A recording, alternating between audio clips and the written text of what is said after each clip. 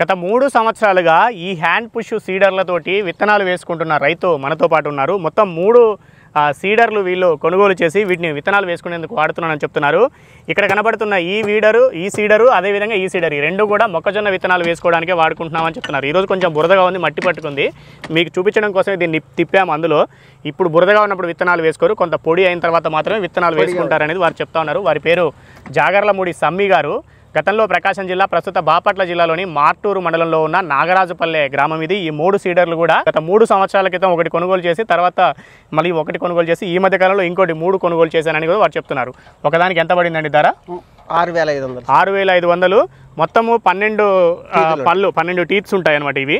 So ఎంత దూరం కావాలనుకుంటే అంత దూరం 5 అంగుళాలు పెట్టుకోవచ్చు, 6 అంగుళాలు, 7 అంగుళాలు, 10 అంగుళాలు, ఎట్లా ఏ పంట తీరును బట్టి అట్లా మార్చుకోవడానికి కూడా అవకాశం ఉంది. 18 రకాల సైజుల్లో ఉన్న చక్రాలు కూడా ఇచ్చారు. 18 రకాల విత్తనాలు కూడా వేసుకోవచ్చు మనం అనేది కూడా వారు చెప్తా ఉన్నారు. గతంలో మనుషుల ఖర్చు అధికంగా అయ్యేది, అదేవిధంగా సరైన సమయానికి కూలీలు దొరకకపోవడం వల్ల పదును దాటిపోయి పంట సకాలంలో విత్తుకోలేకపోయే వాళ్ళం, నష్టపోయే వాళ్ళం. కానీ ఇప్పుడు మాత్రం అలాంటి పరిస్థితి లేదు.